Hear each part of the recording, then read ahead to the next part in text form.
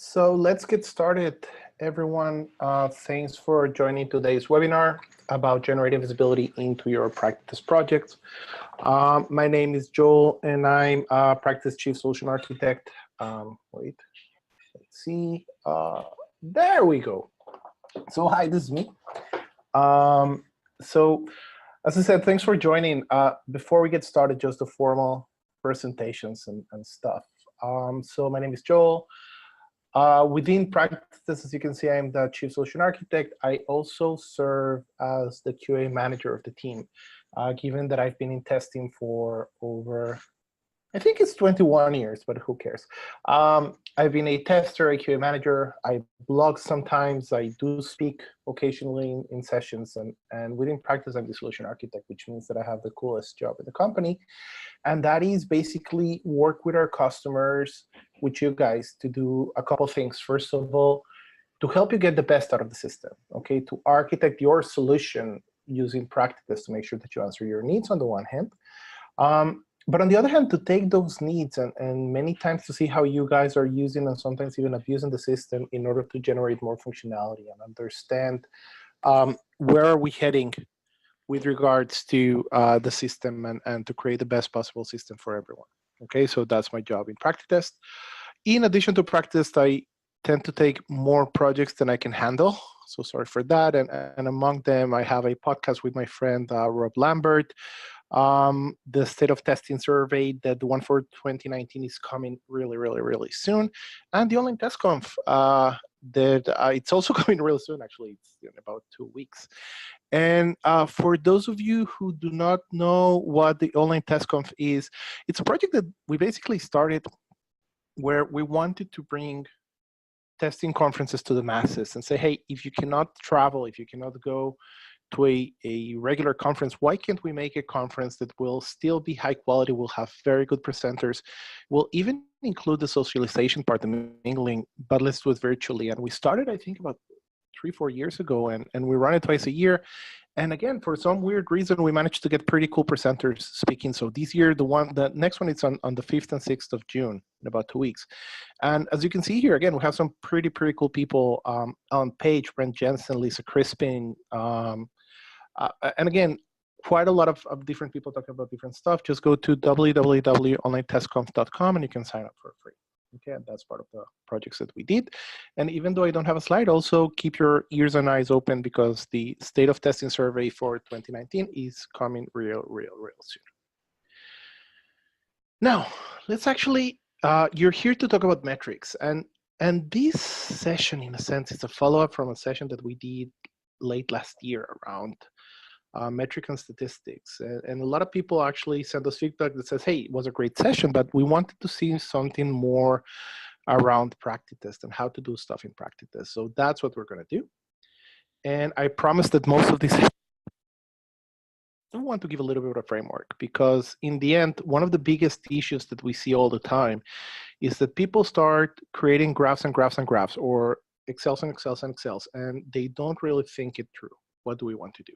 So I want to start, first of all, by trying to understand, why do we test? And yeah, it's a very high question, but no, really, meaning, what is the value that you're providing your organization with the test cases that you're running, or with the tests that you're running? And there are a number of answers that I like.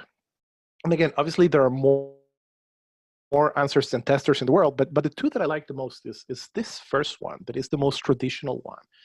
And for me, and I think that 80% of us are here, where the reason for us for testing is in order to provide information about our product and our project so that our stakeholders can make decisions.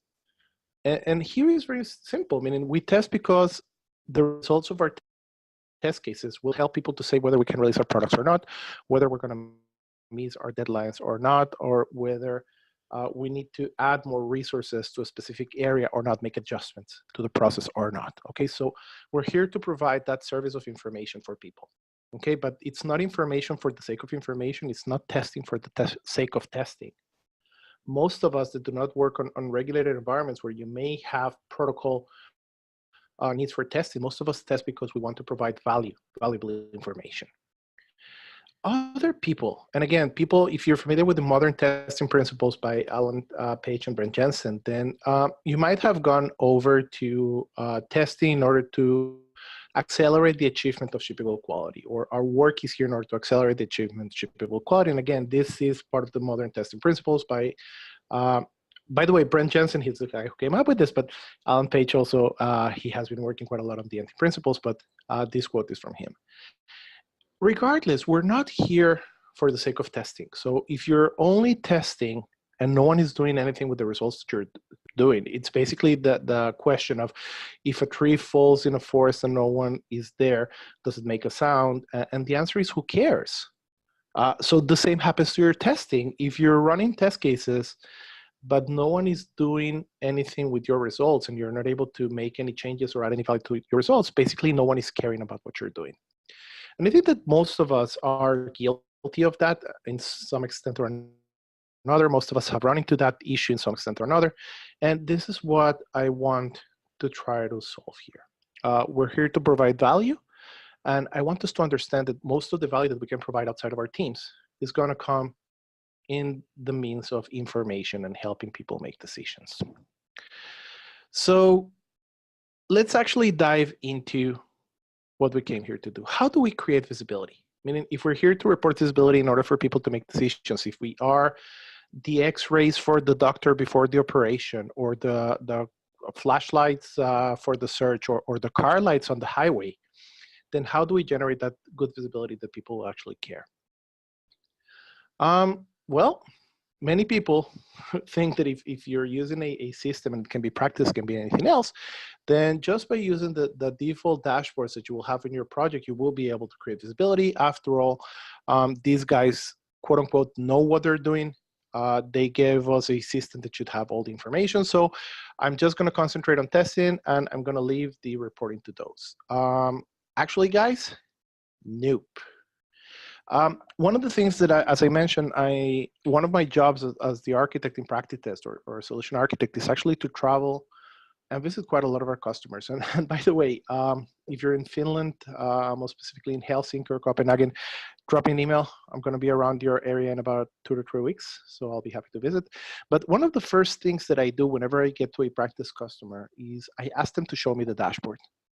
And if what I see on their dashboard is the same summary home that you can see here, and nothing has been done, then I know we have quite a lot of work to do, because I don't care how much you're actually testing the product. If you're not able to basically work with the system and to provide visibility, then you're not going to be adding quite a lot of value. So the first thing that you will need to do is basically to adapt your dashboards, whatever you're using, whatever tool you're using, for your needs. And how do we customize our dashboards based on our needs? Well, after quite a lot of time, we basically came up with a set of steps that are very easy to follow if you follow them correctly. And at the end, they will generate quite a lot of visibility and value to what you're doing. The steps are the following, and you can see them in your screen, so I will just go over them very quickly. You need to understand what's important to your team and to your project, okay? You need basically to ask. You need to say, hey guys, what information are you looking for? Do you want to know, are you afraid that we might miss our deadline? So let's actually work on that. Let's actually try to provide information for that. Are you afraid of instability in specific areas of your product? Okay, let's actually work on that. Are you afraid that we're not testing enough and you want to get visibility into that?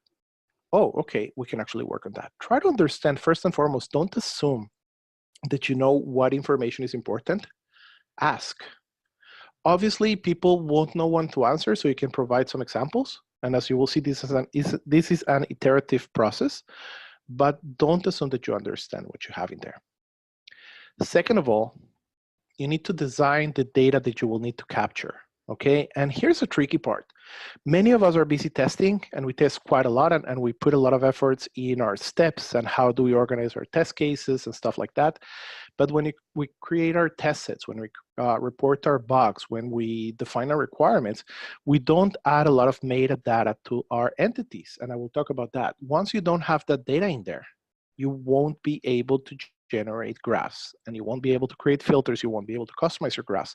So you'll have quite a lot of data that you can basically read, go over it, and then try to generate some verbal reports on that. But you will need to design, and I will give a couple of examples on actually how to do that. Once you have the data, okay, now it's the part that everyone thinks they know how to do, and that's how do you define your graphs and your reports. And again, here, it's a lot of trial and error. Try to understand what works, what doesn't. Very important to execute those reports and distribute them. I will talk a little bit about distribution channels when you're working with PractiTest. How can you make your information available to everyone? But if you don't push it to people on their noses, because they do not know, they're not used to getting that information from you, they won't even know how to ask. They won't even know that they have the option of asking for more data. So go ahead and basically, again, push them up their noses as much as you can.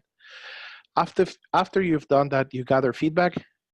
What worked, what graphs were okay, what information was valuable, what information were you missing? Meaning all the time you will say, well, this was valuable, but if you were able to bring me this and this and this, then it would be better.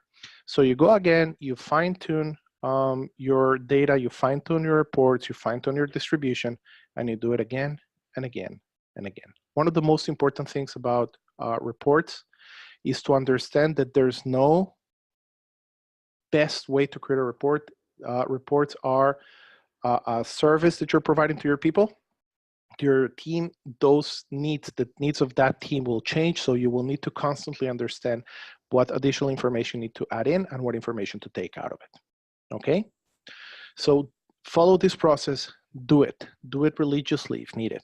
Make sure that every 2 weeks you understand and you do it once again, and you will be able to start adding more and more and more information into your team and providing more value, okay? Cool. By the way, I didn't say that, but guys, the whole idea, obviously everyone is muted. We don't want a lot of people talking, but if you have any questions about anything that I'm saying, you can go ahead and ask. You have the Q&A. I like the Q&A better than the chat, but you can use the Q&A in Zoom to ask questions. And at the end of the session, I will even, again, if you have any additional requests, I will be happy to try to answer them in the amount of time that we have in the session. Okay.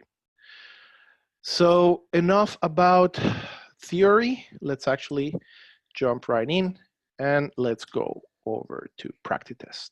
Okay, so I'm sharing my whole screen. I apologize up front if something will jump or do stuff like that. We're testers, so we know that stuff will go wrong. Okay, guys. So in order to do our session today, what I want to do is I want to show you some graphs. I want to show you how to create your graphs. I'm not going to be, again, you can take some of these examples literally and do with them what you want and copy them. If you want the quote unquote recipe, I'll be happy to send them to you. But the whole idea is to show you the different type of information that you can gather from PractiTest. And then you will need to take this as homework and try to understand what information is going to be needed by your team. But I'm going to be showing you how to create the graphs, and not only from the graphs, but starting from the data forwards. Okay, so I'm working with a PractiTest project. It has some data in it, not a lot of data, and that was even a small limitation to our session today.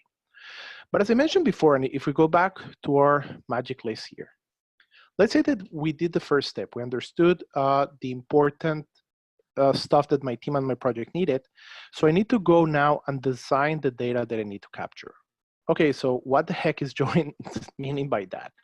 Well, it's very simple. If you're not going to be capturing information, you're not going to be able to generate good graphs and results. So in here, I mean the information that you will capture here. So again, I'm actually assuming that most of you know PractiTest, or all of you know PractiTest. So in case you don't know PractiTest, I'm currently on my test library module. This is where we manage our test cases.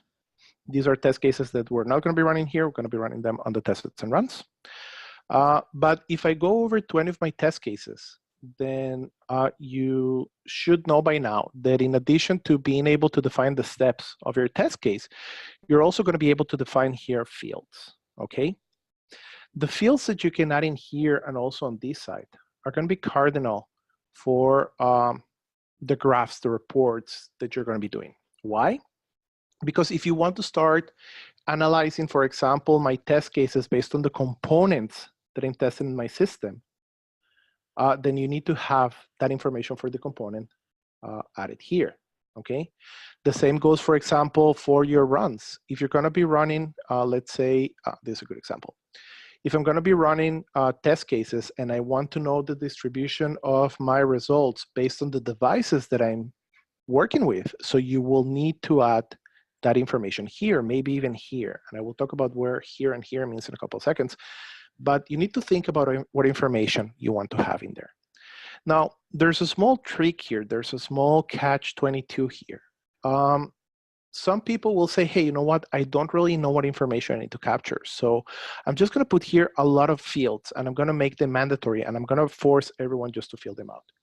If you do that, then you're going to be running into issues. Why? Because it will take quite a lot of time for people to fill the information, and again, it will become burdensome. So you need to find that magic, that sweet spot in the middle, where you have enough information that you want to have, but you don't have too much information that you're going to be missing.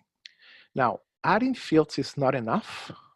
You also need to be not careful, but you need to understand what type of fields you want to add.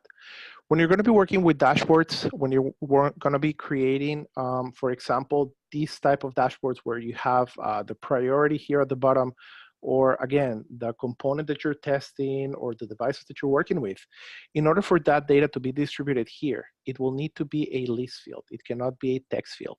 Okay, so if I come here, remember, when you add a new field, they can be either drop-down lists, or they can be text fields like the tags in here. So whenever you want information to be available, not for your filters, but yes, for your graphs, even for your reports, you will want them to be list fields. Now, having said that, we had a lot of complaints of people saying, hey, if I want to add a new field, then it's very cumbersome because I need to go to my settings, to the field settings, and define it there. Okay, that's why we added here this new feature where you can add a new field into your entities directly from the entity. Then the second question became, hey, what happens if I need to add another component here? Do I need to go over to my settings and add it there? No, we also added here a new feature where you can add a new value directly from the list. Okay, so the idea of this was in order to make sure that people will use more lists than text fields. And the main reason behind that was because we want them to generate good information. So all of that is going to be very important. Now, the other thing to understand is where do you want to add your data? And I will show some shortcuts that we have. But remember, if you want that information to be on the test library, on the test cases, you want it to be here. And if you want it to be on your runs, most times you will need to add them either on the test set, and sometimes this information, for most graphs right now, if you add the information for the test set, then you will be able to reuse it when you create a graph. For some reports, if you want information on the instance level, you will need still to add it here on the level of the instance. So remember, you have the test on test library. These are the test cases. So you know what, let me show it here. If I go over to my fields, and let's say that I customize anyone here. So issue is clear, requirements is clear. Tests are the tests on the test library. Test sets are the test set, the group of test cases that you're running, and instances are the actual runs that you're having in here. Okay, so remember that type of data. Now, the second thing that you will need to do in order to generate good graphs is how do you group your functionality? How do you group the stuff that you were going to be reporting upon? So that thing will be based on the filters that you have. Remember, by default, by the way, always work with filters. Do not work with folders ever, ever. Okay, and I'm not afraid of saying that. Work only with filters. If I create any graph that I create on the dashboard, by default, it will take all the information from the entity. All the instances or tests will bring everything here. All the tests from the test library will bring everything here. All the issues will bring everything here. 99% of your time, you won't want to create a graph for that or a report for that. You'll want to create a specific information. So for example, let's say that we're working on an agile approach or an iterative approach, then I will want to group my entities based on the sprints that I'm running, okay? How do you do it? Well, you create a filter. I already added here a field where I can define the sprint. So I have listed the sprints that I have and backlog on all the information here. Then I can just go ahead and create a filter here where you see my filter criteria, where it says sprint is number 5 that you have in here.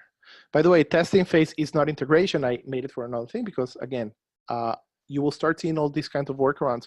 When you start working with more and more complex data, then you may want to add all sorts of things like this. In this case, testing phase is not integration.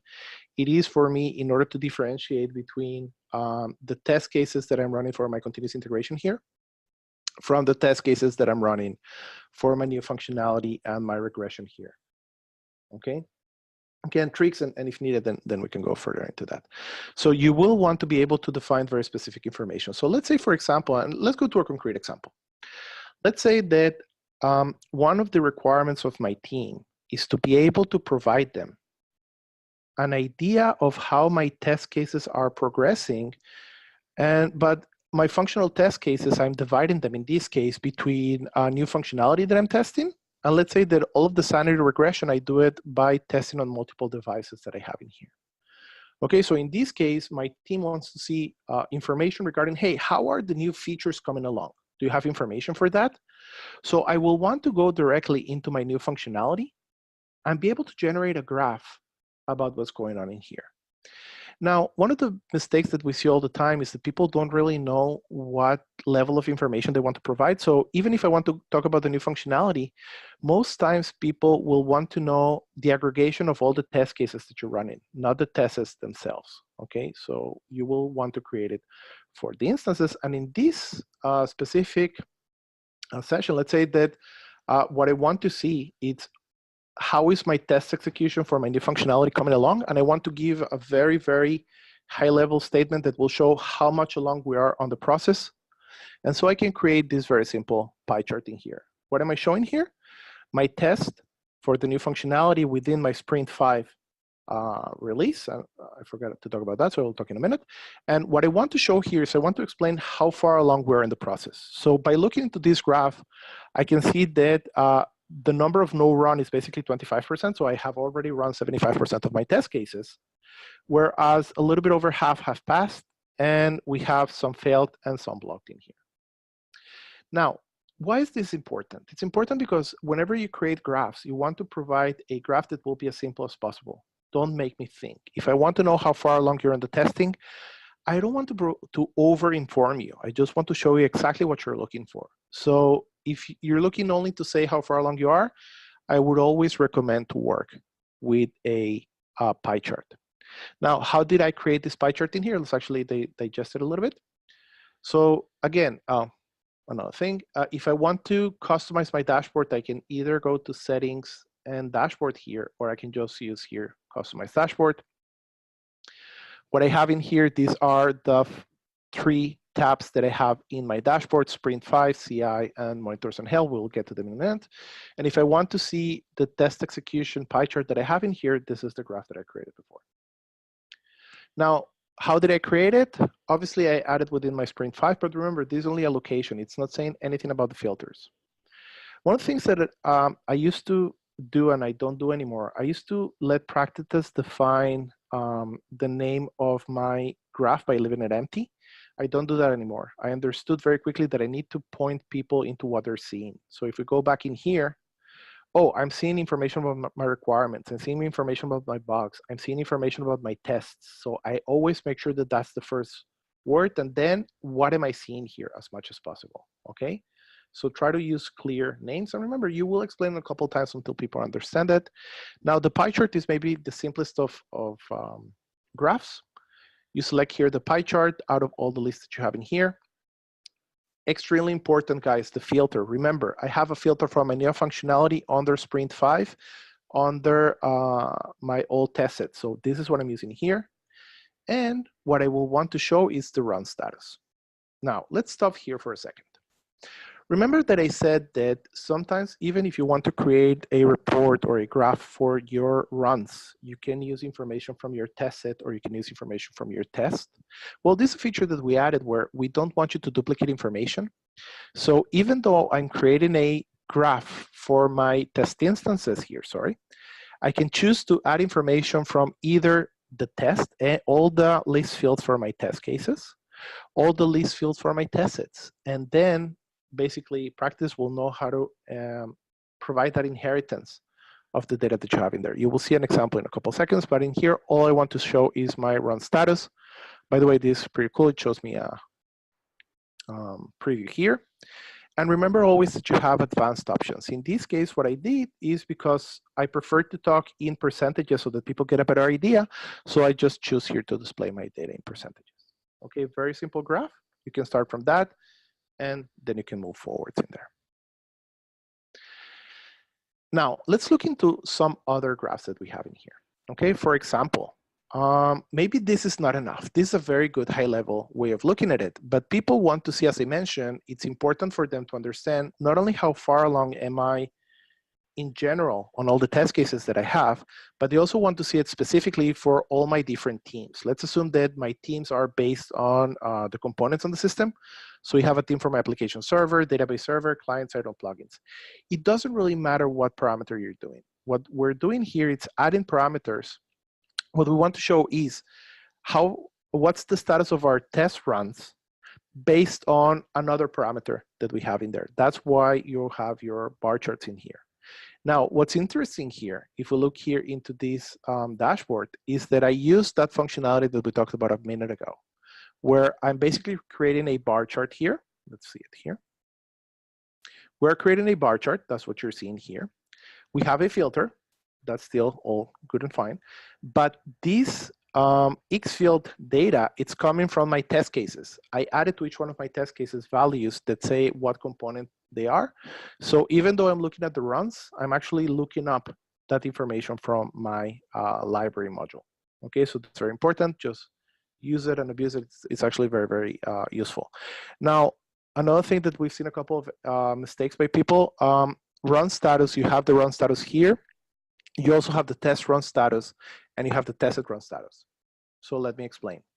Remember that the status that you see on your test library, the status that you see here, is going to be the run status for the last run of your test case. It might not necessarily be the one that you're looking for in this filter here. So be very careful when you're going to be doing that to use let's go back here, to use the run status directly from your instance. Again, the problem with the tested run status is that it will be the aggregated status for all the tests in your test set. So if you have, for example, one failed test in your test set, then all your tests will be failed. So you will basically be showing all your test runs as fail. So again, go ahead and use your run status here. Now, an additional thing that you might want to consider, for example, and this is something that we see quite a lot. People want to see when you're doing validation, again, it can be devices, it can be operating systems, browsers, stuff like that. People ask us, hey, how can we actually show that information based on the entities that we're running? It's really, really, really simple. So how did I create this graph here that is showing all the devices that I'm testing here and the results of my test cases for each one of those devices? So I did a couple things. First of all, as you might have seen here, so I have a filter that will show me only the test sets that refer to my device testing. But once in there, I made sure I added the device value to the test set so that I can inherit it here. So if you come here again, by the way, I added to, if you see it here, I'm seeing the information from the test set, okay? So this is where you're going to be able to see, hey, how far along are we? And oh, so Pixel is the most stable of my devices. And I can see that maybe my Galaxy S10 is the less stable of the devices. Now, this is a cool graph, and people will actually, it will open the interest in your team, but then you might actually run into an issue. When people say, hey, you know what, cool, but show me which are the test cases that are passing, which are the test cases that are failing, and let's see if there's any correlation between the ones failing on the Note 9 and the S10, and maybe even the XS, the iPhone XS. Bad news is that if you want to do that from the test sets and runs, it's going to be hard because you will need to go basically test it by test set, and oh, these are here, so let's go to the other test set, stuff like that. It's not very comfortable. Good news is that we have the greatest report that you can actually work with. Now, guys, one of the things to understand is that the amount of information that we can convey within the dashboard is a little bit limited sometimes, and that's why you shouldn't rely only on your dashboard. You should also rely on your reports. So let's talk a second about the reports engine here. Now, our reports engine is basically Excel-based or Google Sheet-based, where we're generating Excel reports or Google Sheet reports for the information that you want to gather. So let me show you an example, and then I will go into more details. Remember that we were talking about the information in here. So we're running our tests on the Note 9, S10, P30, Pixel 3, and iPhone XS. How can we see the test cases that we're running and try to understand if there's any issues that are across the board or any information that we can gather from there? I want to see the test cases that I'm running and then see the results for each one of these entities here. So, well, you know what? We actually have that report. Let me show it to you, and then I'll explain how I made it. We have here, once that I already created, my Sprint 5 device sanity coverage report. Let me show it to you here.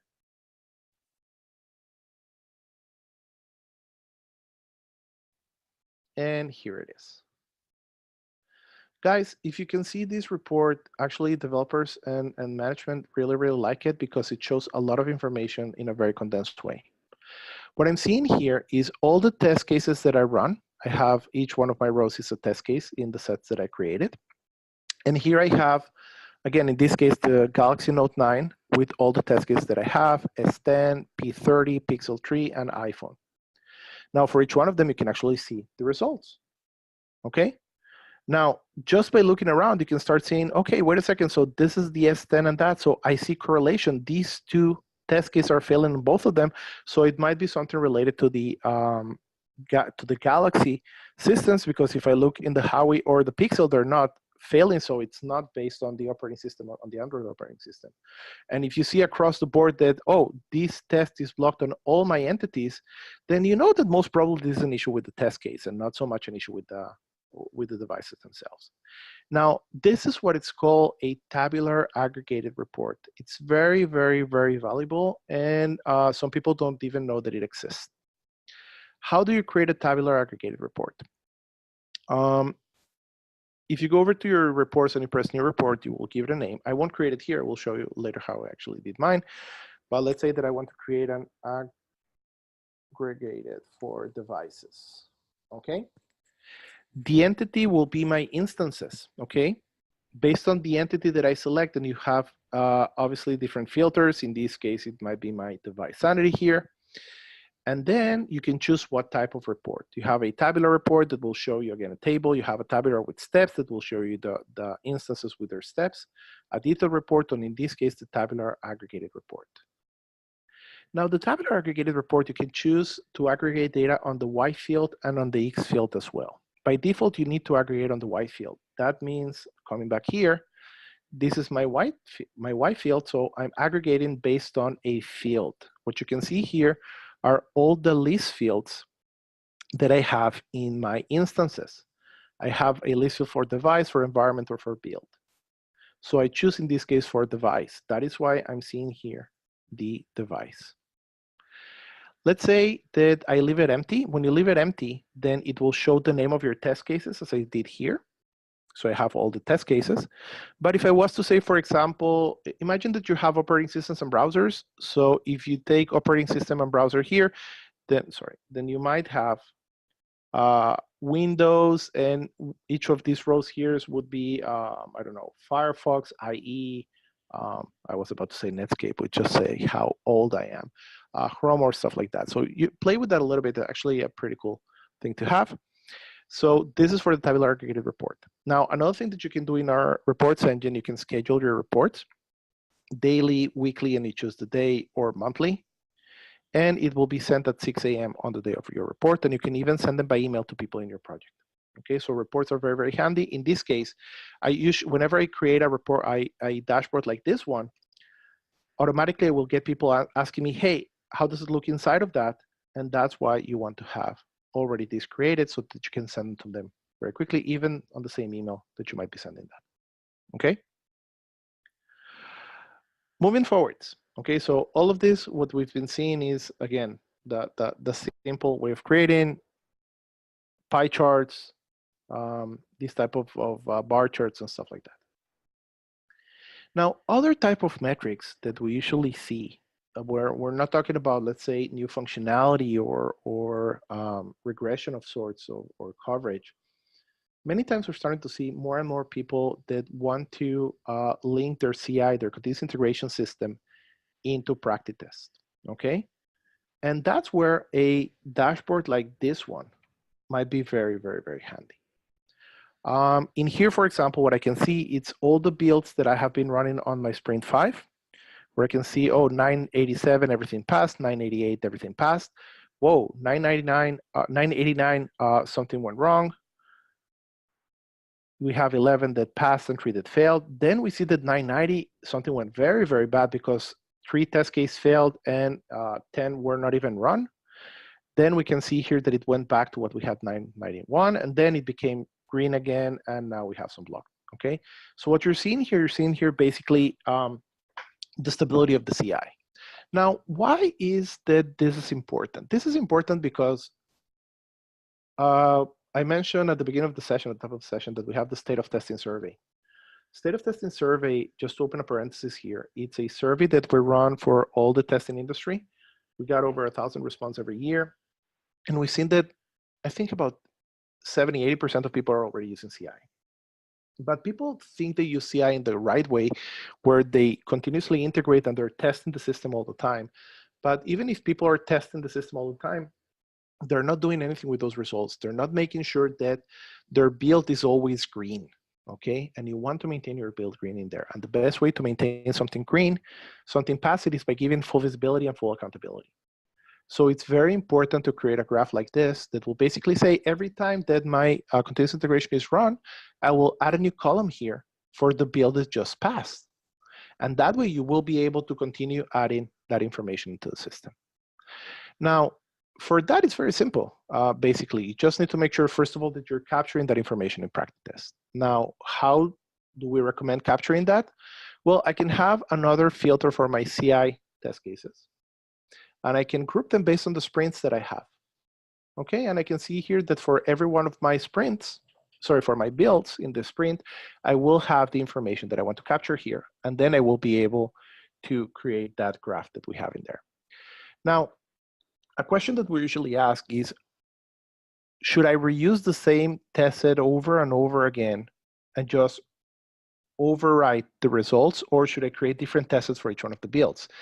And the answer is, what do you want to do? Meaning, if you want to have a graph like this, where you will be showing build next to build next to build, then you cannot overwrite those results, because the graphs in practice are going to be based on the instances that you have in there on each one of your test sets. If you only want to have a pie chart that will show the last build that was run, then you can actually have only one test set. But most people will actually want to have something like here.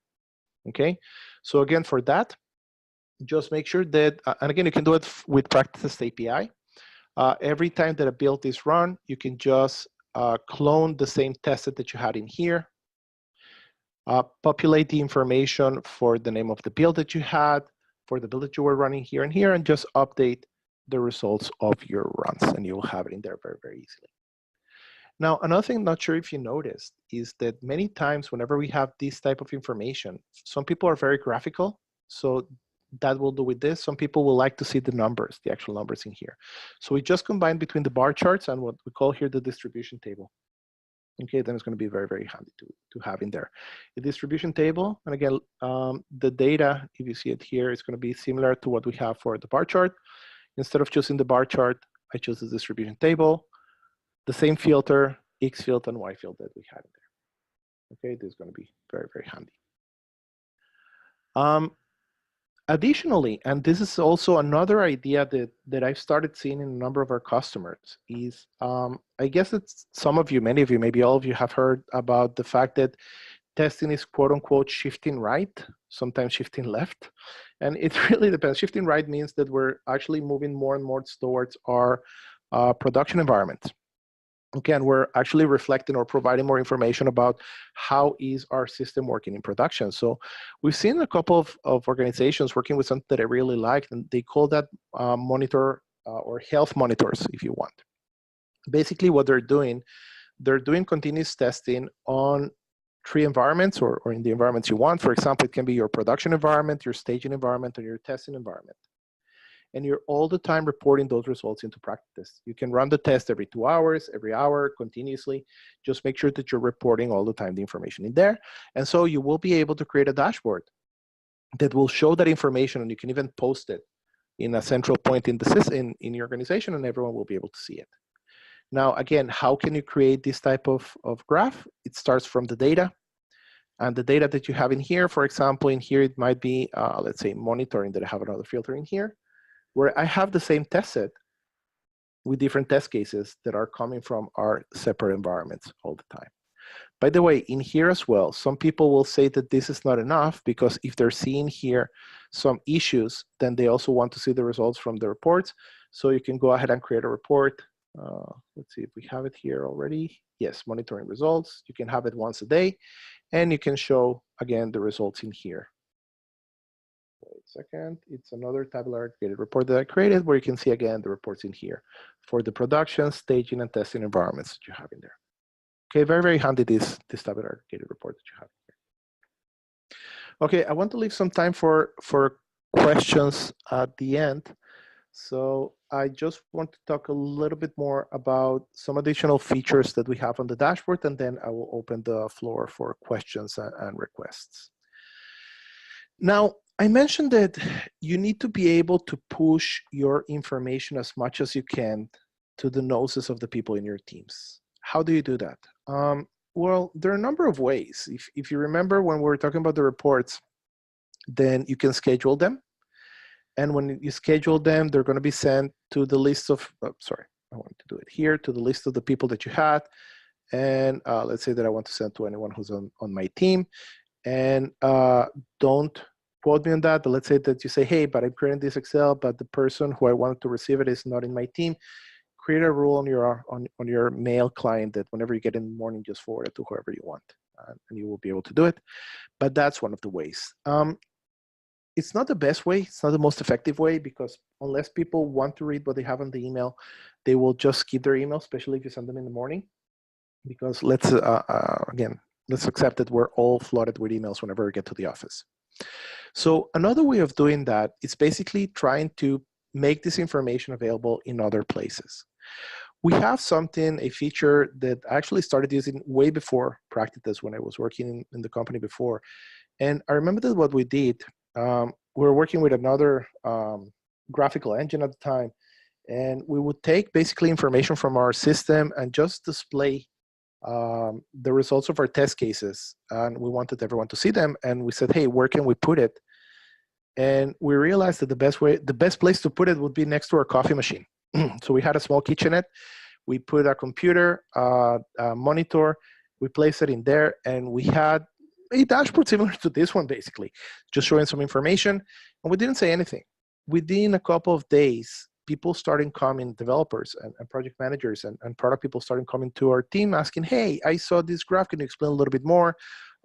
I saw that we are having problems with the S10, can you explain a little bit more? So put it in the way of people. Make sure that people can actually see it. That is called a kitchen monitor. One of the things that we did in PractiTest is we allow you to have kitchen monitors. If let's say that you want to have this image here, or maybe more importantly, you want to have this image here displayed in a monitor in the middle of your coffee room. How can you actually make this be displayed? Well, you can customize your dashboard here. You can come to your monitor health, press this pencil here to edit it, and enable external URL support for this specific tab. When you do it, what you're basically doing is you're creating this URL that you can place on any browser, and it will start displaying this information to anyone who wants to see it. So you can start by sending this URL to people in your team via email. Again, emails are not good. People don't read emails.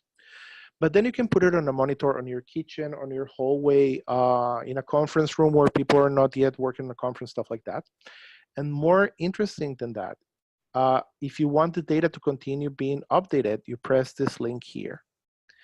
And the information will be updated automatically from PractiTest every 5 minutes. So not only can you put it on an old computer, monitor on the screen, in a place where everyone will be able to see it, and again, depending on the information that you want to make public, you can set it up like this, and it will auto-refresh every 5 minutes with the fresh information that you actually have within your system. Okay, you can use it and abuse it. It's really, really effective. And what you want to basically raise is interest. Okay, so try to put clear information. Don't make it overwhelming.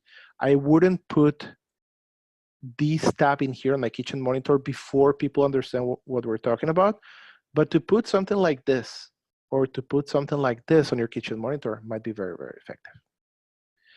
Now, another thing that we've seen is that sometimes people are already using other systems. So you might be using, for example, let's say that you're working with Jira and you already have, I forgot the name of their wiki.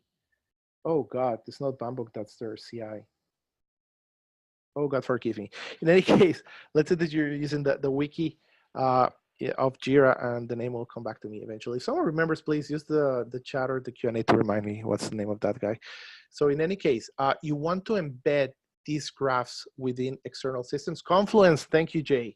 So let's say you're already using Confluence and you want to embed these graphs in Confluence. Again, you can go ahead and do it. If you go over to customize your dashboard, any of the entities in here, once they've actually, and this is important, once you've made it externally available, your dashboard tab, once you go in here, then you will see that every one of these graphs will have an iframe code. And you can embed iframes in Confluence or in portals or in wiki pages or everywhere else, this standard code, and you will be able to add that information into those external systems so that you can correlate the information from PractiTest with the information that you have from other systems as well, from other dashboards. Okay, so that is also very, very, very important. I'm looking for additional stuff that I might have forgotten. Yes, remember guys, it's very important to, when you're creating these types of dashboards and you're sharing them with people, debrief them. So if you're going to be having, let's say, dailies where you're going over stuff, maybe just try to explain them a little bit. Maybe on the daily you can focus on one of them if needed, but make sure that you explain it. People don't really understand it up front. Even if for you it's trivial, people will basically take it to other places, but it's important to have them. And this is also important here. Now, I want to open the floor for questions, but before that, let me go back here to the presentation. There are a couple of additional things that I want to run. Now, as I mentioned, I don't have data for everything because it's a new project that I just created. But there are additional graphs that are pretty cool to work with. First of all, this one here, it's what is called an execution progress graph for your instances.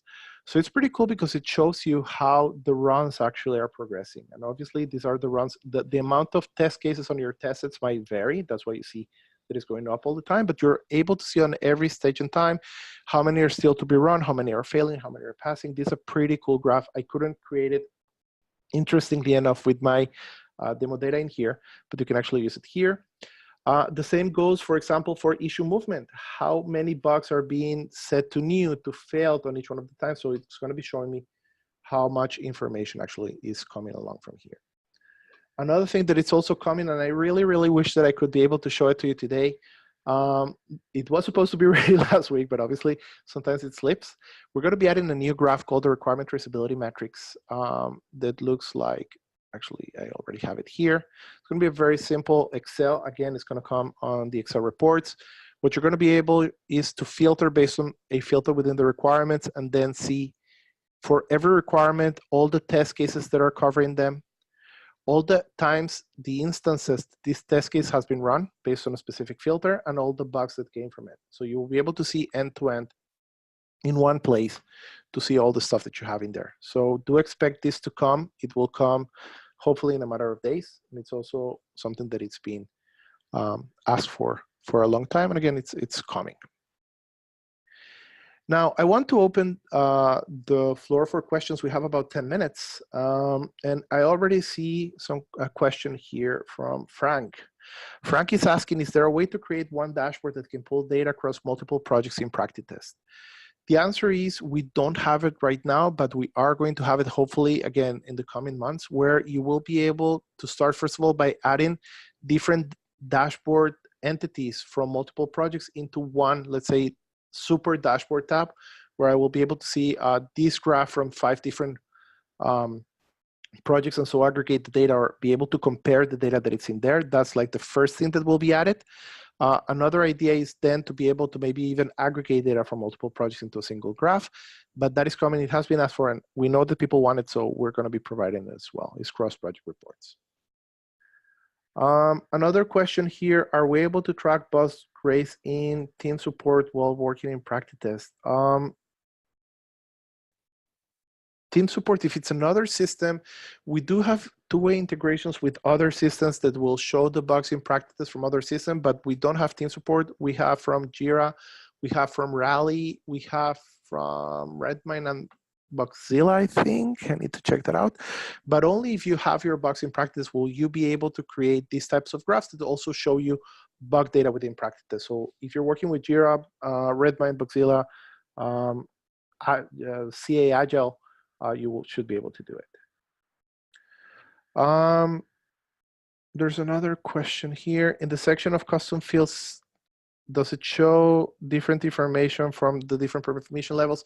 This is not related to graphs, but I'm gonna explain a little bit. You do not have different permissions, meaning you're not gonna be able to show different fields per different permission levels.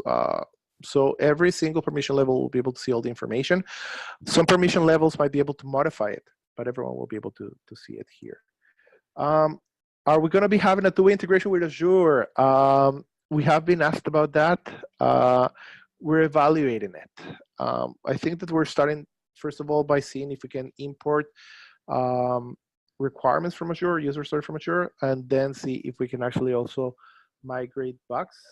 But this is still under evaluation. We haven't done it yet. Azure works a little bit different, a little bit more close than other systems out there. Okay, guys, hopefully I'm answering, but again, keep them coming. I see something else in here.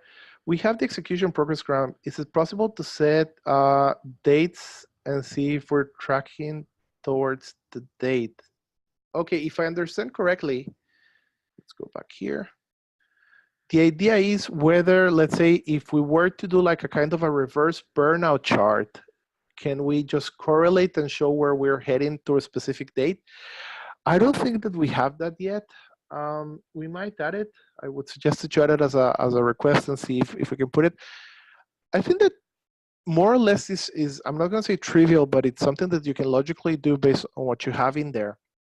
And that's the idea of having it there. So I'm not sure that we're going to be drawing a line, but you might be able to do a correlation by yourselves. What we are going to be doing, because a lot of people have been asking, is that this graph right now is showing you 30 days back.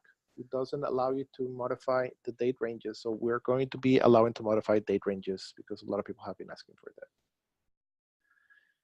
that. Is there a customizable stack line graph coming? Well, this is a customizable graph coming. If you have another, we are thinking about new graphs. We want to add a customizable stack graph for the bugs that we don't have, similar to what we have on the issues. We want to have it in here.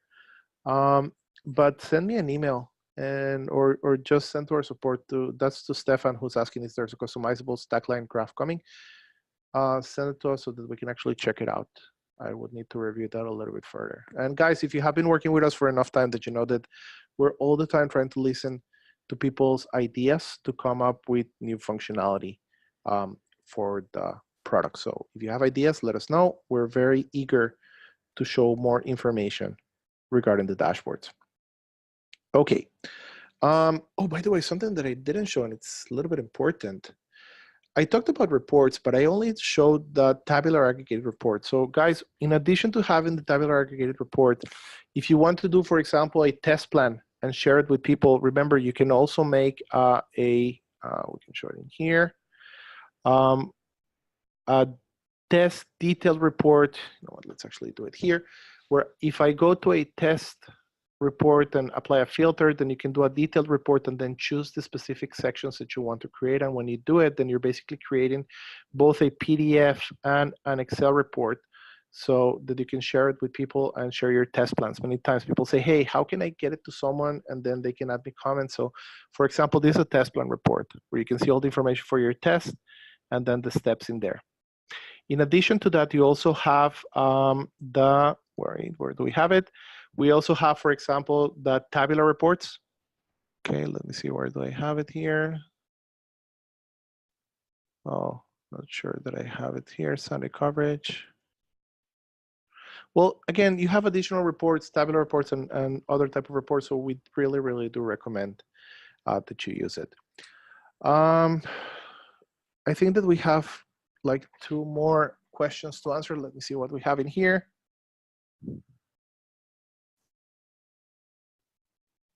Oh, there's someone here that says that when they actually did the external dashboard, when they did this, then they got an email. Let's say I'm doing like this. I do enable, I copy the email, and it gives an error that says that external is not valid. Remember to save it here. If you don't save it, and I just copy this in here,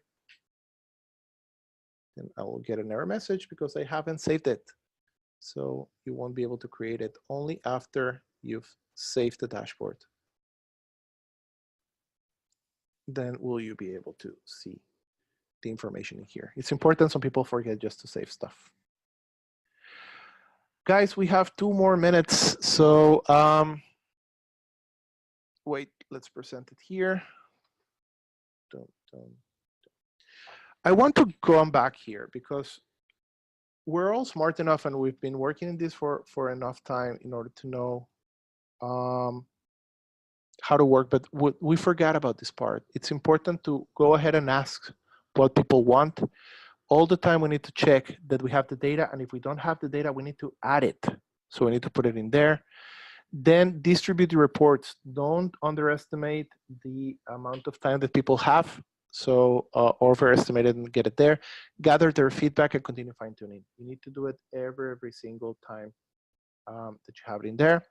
And again, you should be able to continue working. Now, because we don't have quite a lot of time, do remember, this is my personal email. If you have any questions, go ahead and send them. I'm swamped with work, but I promise to answer every single mail. Many times it happens just when I'm on a plane, but I will try to do it. This is my hashtag, my key in Twitter, I think it's called. Go ahead and check out the QA blog. And again, subscribe to our, well, to my podcast if you want to listen with Rob. And if you're in Helsinki or Copenhagen, send me a note. We want to meet with you. And we will be having trips, I think, to the Boston area, to the Los Angeles and Santa Barbara area, Japan, and other places nearby. So if you want us to go ahead and visit you, let us know. We are constantly planning trips and visits to everyone. Washington, D.C. Yes, we are. Actually, now that you mentioned it, we are also planning Washington, the area of Virginia, Washington, D.C. Hopefully we will be able to get there as well. And even if we're not there, guys, we can set up sessions to work with you on your graphs and everything. Manchester, well, New Jersey, I was in New Jersey about a month ago. Guys, send us, if you want us to come and visit, send me an email and we will try to make it happen. Now, I'm really, really sorry we don't have time to continue working, but hopefully you will have enough information in here. If you don't, remember, you have the chat to ask us questions within the application. Send me an email, contact our support. If there's one thing that I'm proud of Practice, other than we have sorry for that, a kick-ass product, is that we really have a very, very good and responsive support team.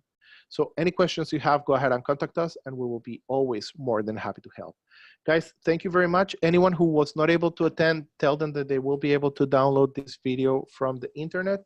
Thank you very much to everyone. And again, have a great day, a great week, and we'll be in touch. This is Joel from PractiTest, thanking you for being here. Bye-bye, and talk to you soon.